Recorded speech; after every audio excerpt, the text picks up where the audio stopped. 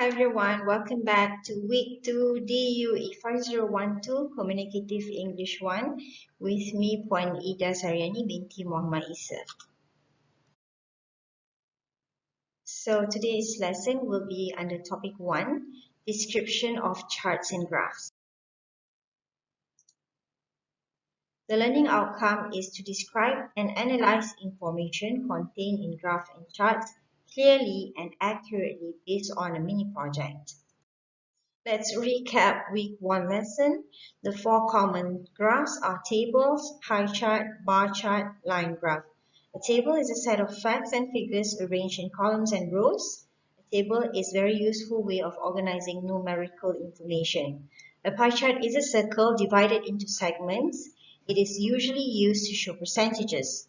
A bar chart is a diagram containing bars or columns that makes information easier to understand by showing the difference between two or more sets of numbers or measurements.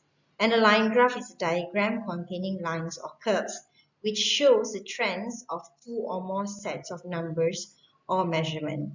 And accurate titles and labels are very important to represent the data being presented. So elements are different, can be different or similar in every chart. For example, in a table, the elements of labeling are title, legend, column title, and it may include subheadings or footnotes. Whereas in pie chart, title, legend, and percentages. In a bar chart, it seems a bit complex elements, which are title, legend, x-axis, categories or nominal, y-axis, the scale or the value in the chart, and this is in accordance to a vertical bar graph. And a line graph is somewhat similar to a bar chart, right, containing titles, legend, x-axis, and y-axis. So the subtopic for this week will describe how to use accurate information to present complicated information in a way that is accessible and understandable to your audience. So in the subtopic, recognize lexical items in describing trends, movement, and distribution patterns in graph and charts. So in a way, when you're describing graphs and charts, it's important to consider the best way to communicate information to your audience, especially if you plan to use data in the form of numbers, words, or images that would help you to construct and support your argument. Generally speaking, data summaries may take the form of text, tables, or figures. Most people are familiar with textual data summaries, and this is often the best way to communicate. Simple result. A good rule of thumb is to see if you can present your result clearly in a sentence or two. If so, a table or figure is probably unnecessary. If your data are too numerous or complicated to be described adequately in this amount of space, then charts and graphs can be an effective way of conveying a lot of information without cluttering up your text. And additionally, charts and graphs serve as quick reference for your reader and can reveal the trend, patterns, or relationship that might otherwise be difficult to grasp. So the first aspect of charts and graphs is using the accurate label, title, and legend. And next, to recognize lexical items in describing trends, movement, and distribution patterns in the graphs and charts. Each graph is described differently. So line graph, pie chart, and bar chart have different descriptions of that you can use to describe it. What is a trend? Trends are the changes or movement in facts and figures over a period of time.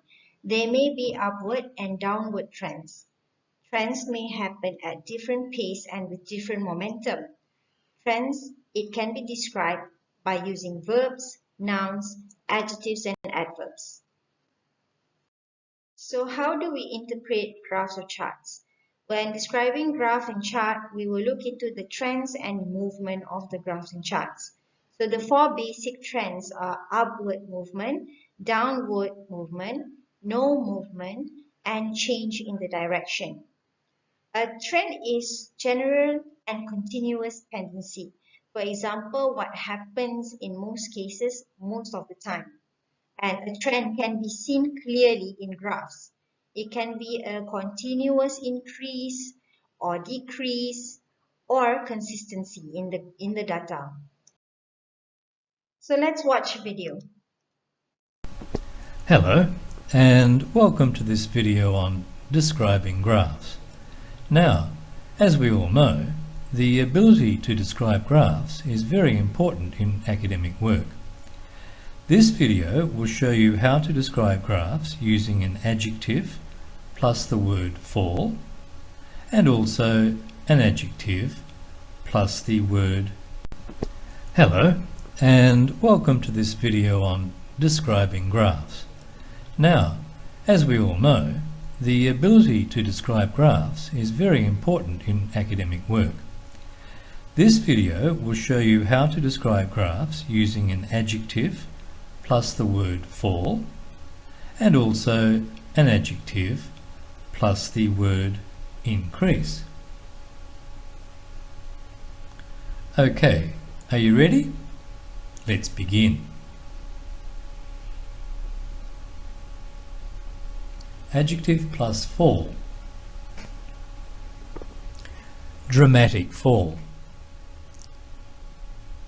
Between 1995 and 1996, there was a dramatic fall in the share price. Dramatic fall. Gradual fall.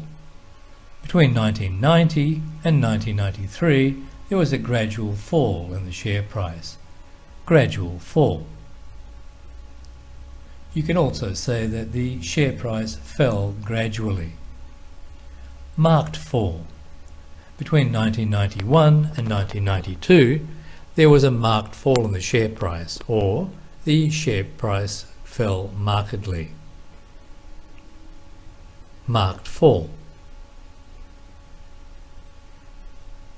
Rapid fall. Between 1995 and 1996, there was a rapid fall in the share price, or the share price fell rapidly.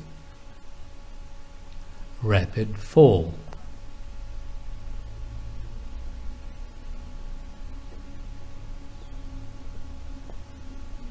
Moderate fall. Between 1993 and 1994, there was a moderate fall in the share price, or the share price fell moderately. Moderate fall. Significant fall. Between 1994 and 1995, there was a significant fall in the share price, or the share price fell significantly. Significant fall. Slight fall.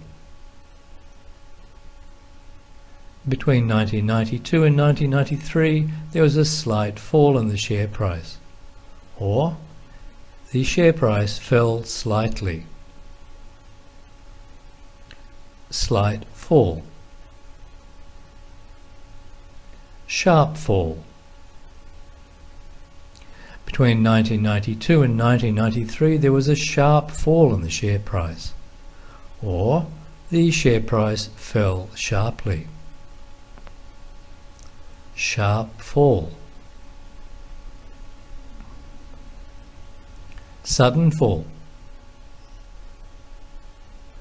Between 1997 and 1998, there was a sudden fall in the share price, or the share price fell suddenly. Sudden fall. And now adjective plus the word increase. Gradual increase. Between 1990 and 1995, there was a gradual increase in the share price, or we can say the share price increased gradually. Gradual increase. Marked increase. Between 1991 and 1992, there was a marked increase in the share price, or we can say the share price increased markedly.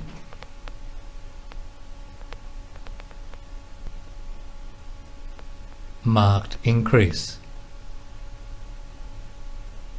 Moderate increase. Between 1992 and 1994 there was a moderate increase in the share price. Or we might say the share price increased moderately. Moderate increase. Sharp increase. Between 1991 and 1992 there was a sharp increase in the share price, or the share price increased sharply.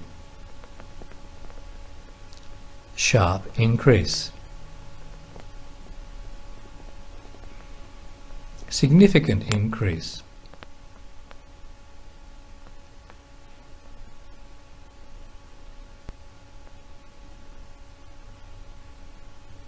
Between 1990 and 1991 there was a significant increase in the share price, or the share price increased significantly. Slight increase. Between 1990 and 1993 there was a slight increase in the share price, or the share price increased slightly. Slight increase.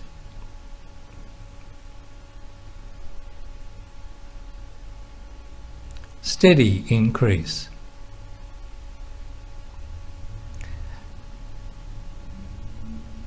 Between 1990 and 1993 there was a steady increase in the share price, or the share price increased steadily. Steady increase.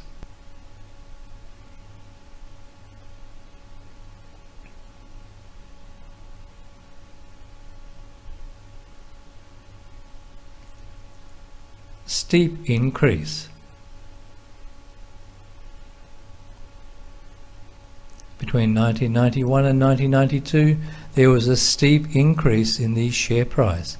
A line graph is to describe a trend pictorially. To describe the movement there is some language which will be useful. So among the language have been described in the video, the use of adjective and noun, and using verb and adverbs. So next, you will be able to use a variety of vocabulary that you can use in order for you to describe graphs. And if you are able to use the variety of vocabularies, that will give an impression during your presentation to analyze the graph effectively. So the words are particularly useful for line graph, but they can also be useful in terms of in the use of other graphs like a bar graph. So let's remember that there are 4 types of movement. The upward movement, which indicates an increase of value. So if you want to indicate an upward movement, you can say to increase, to rise, to go up, to grow, to extend, to progress, to jump, to reach a peak, to reach an all-time high. And you can also use nouns like an increase, a raise or a rise, an upswing, a growth, an extension, a progression, a boom, to jump, a peak. So if you notice, if you're using verb, there are 2, transitive and intransitive. So in using verb, you need to add to in front of the verb. But when you are using noun, you are adding up an article an or an a. So let's look at the upward movement based from the video that you have watched. So if you notice that when you're referring to a line graph, you are looking at the actions of the graph, the movement of the lines. And if you can see, there are different angles of the lines. And this can be explained by using the words like increase sharply, increase substantially, increase steadily, increase slowly and gradually, increase slightly. So you are using increase sharply when you see that the value spike up from one period of time to another period of time. So you can say a steep increase or increase steeply. You can use increase significantly or significant increase. If you see the lines are increasing substantially or moderately, this means that it shows a difference of values, but it's not a dramatic difference. However, it is a significant difference. So you can use examples like steady increase, gradual increase, and moderate increase.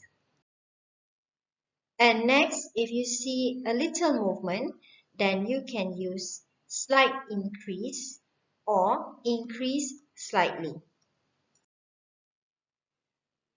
So the next is indicating downward movement. So in indicating downward movement, the verbs that are usually used are decrease, fall, to plunge, to drop, to go down, decline, to slump, and to bottom out. And the nouns, a decrease, a cut, a fall, a plunge, a drop, a decline, a collapse, or a slump. So how do you indicate the differences of the degree of the line, the angles? Again, if you see a very big value, then you can use marked fall, dramatic fall, or rapid fall. Alright, so if there is a significant value, then you can describe as significant fall, moderate fall, and gradual fall. You can use nouns and verbs in many ways by adding adjectives and adverbs to describe them more accurately. So you use an adjective with a noun and an adverb with a verb. And it goes like this. Example, unemployment rose dramatically. So verb comes before the adverb. There was a dramatic rise in unemployment. So in this order, adjectives comes before the noun. So these are examples of adjectives and adverbs that you can use to describe graphs, specifically line graph and also bar graph. The adjectives are dramatic, the adverb dramatically, which shows a quick and sudden movement. Sharp or sharply, also indicating quick and sudden movement. Gradual, gradually, slow and steady. Steady and steadily, developed in an even way. Slight, slightly, which shows a small change. Marginal, marginally, which also indicate a small change but not that important. Significant or significantly shows an important change. Alright, so the other types of movements are no movement or change of direction. So these are the verbs that you can use to indicate no movement. You can say to keep or to stable, to hold, constant, to stabilize, to remain stable, to stay constant, to stabilize, or the noun, stability. In indicating a change of directions, so you can say to level off, right? Leveling off. Stand at, remain steady, stop falling and start rising. To stop rising and start falling.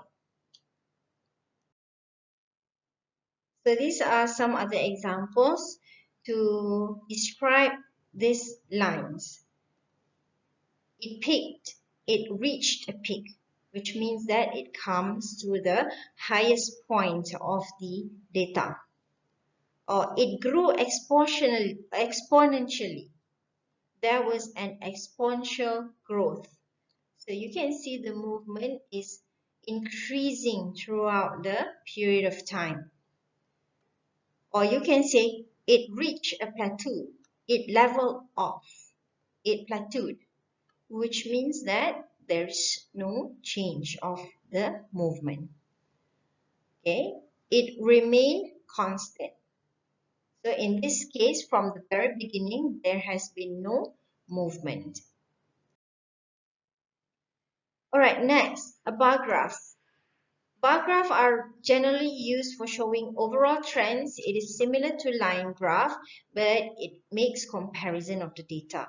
So the most common ones we have are horizontal and vertical bar chart, right? There are also other types, for example, multiple bar charts and subdivided bar charts. But for the purpose of the mini project, usually you would be doing a vertical bar chart, all right? So this is the example of a bar graph, and in developing a bar graph you need to include the title, vertical axis, the key or the legend, and also the data being represented. And if you see, the data is a comparison, right? So let's look at some phrases on how do you want to describe a bar graph. So initially, bar graph can be described similarly to a line graph, which shows a movement, right? But there are other ways to show the extent of change in a bar graph. So these are some examples.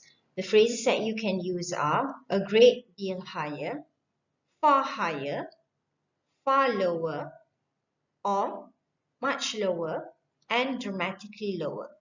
So you can either indicate the high value or the low value in the data. So for example, in a sentence, you can say A is a great deal higher than B. You're comparing the two data. And B is far lower or dramatically lower than A. Next, fractionally higher or marginally lower. So this indicate a slight change. So you can say A is fractionally higher than B and B is marginally lower. Okay, so in making comparison, you are using the comparative adjectives, okay, by adding ER to the word. Okay, next, slightly higher or a little lower. Example, A is slightly higher than B. B is a little lower. Again, that is the phrase you are using to show a minimal value of change, right? And in making comparison of two data. You can also say somewhat lower or somewhat higher. So this shows some change, right? It shows a significant change. So you can say A is somewhat higher than B, or you can say B is somewhat lower than A. So this is an example, right? In explaining this graph, the graph shows internet usage by age. Okay? The main users of the internet are young adults between 16 and 30 years old. In 1998, they accounted for more than half of users and recorded a great deal higher than users less than 15 years old. Okay. In 1999, the number is slightly lower, which accounted 45%, but even in 2000, they were the biggest group and slightly higher than age group 31 to 50 years old. right? The second biggest group of users is aged between 31 and 50.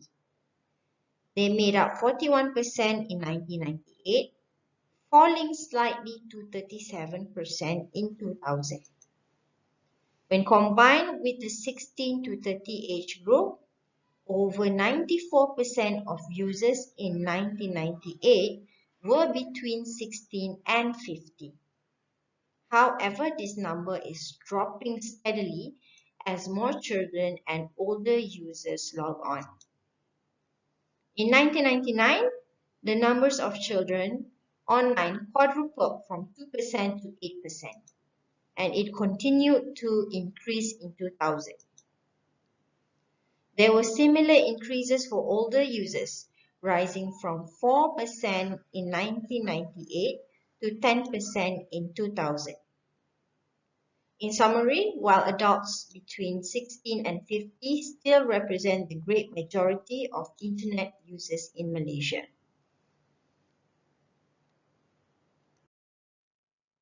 Next, what is a pie chart?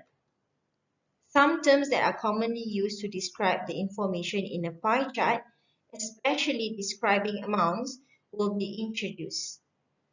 A pie chart is used to represent numerical data so that the complex information can be understood more simply.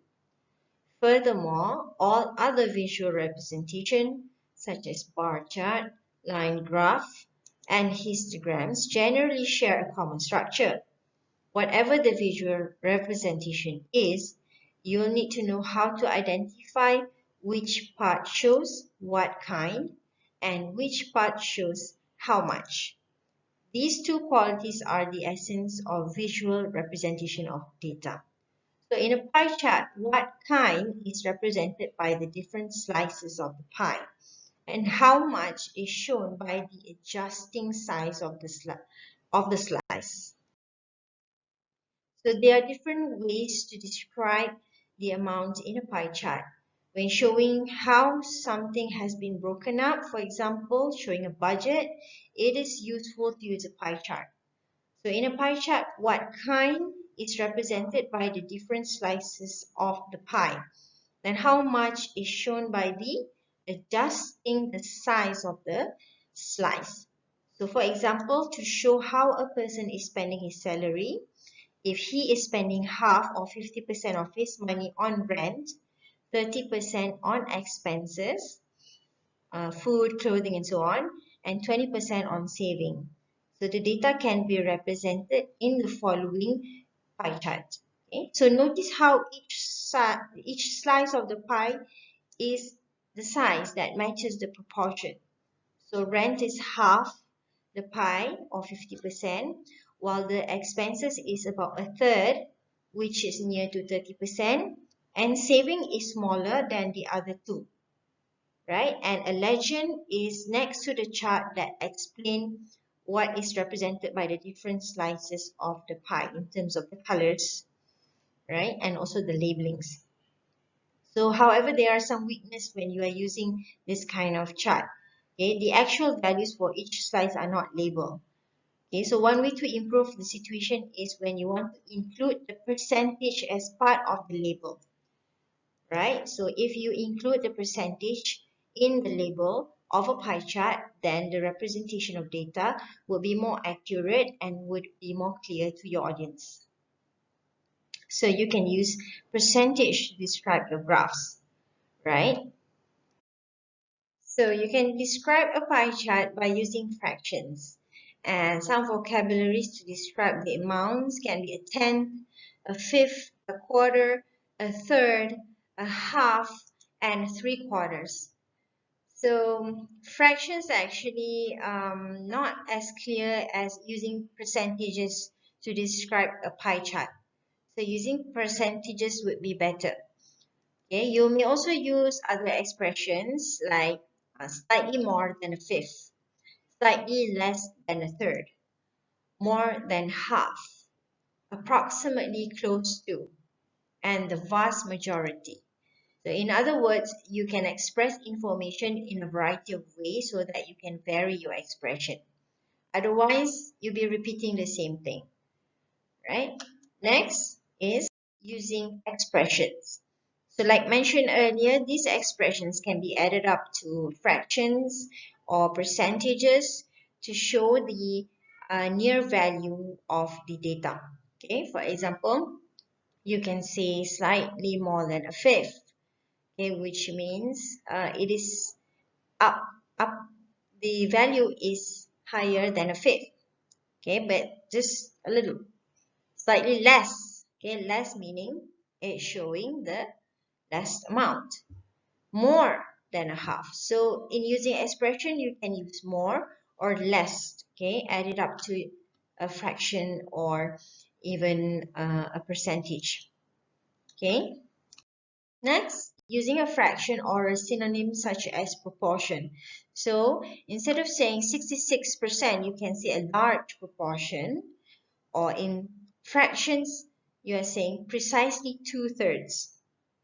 Okay, 73%, you can say a significant majority. Okay, or you can also say approximately 3/4. 25%, you can say a small number or exactly a quarter. 5%, an insignificant number, so a very small number, or you can say a small fraction. 48%, okay, you can use almost a half. 35%, a good proportion, or you say just over a third. And 15%, a small minority. Okay, so instead of using one kind of expression to describe pie chart, you can use, like, you can combine using fractions and also using percentage to make your description more interesting for the audience. So for example, describing pie chart. The pie chart reveals typical spending patterns of foreign students taking English language course in London. The average amount spent can be divided very roughly into thirds. The first third being spent on rent, the second on school fees, and the last divided between entertainment, travel, clothes, and study materials. From the information shown, it can be seen that rent accounted for exactly a third of the total amount spent by student. This is the biggest single expense for students in London. The second greatest expense is school fees, which is slightly less than a third. Entertainment accounts for a fifth of the total spent by students in London, and the remaining money is used for traveling on the subways and buying clothes, which is 8% each.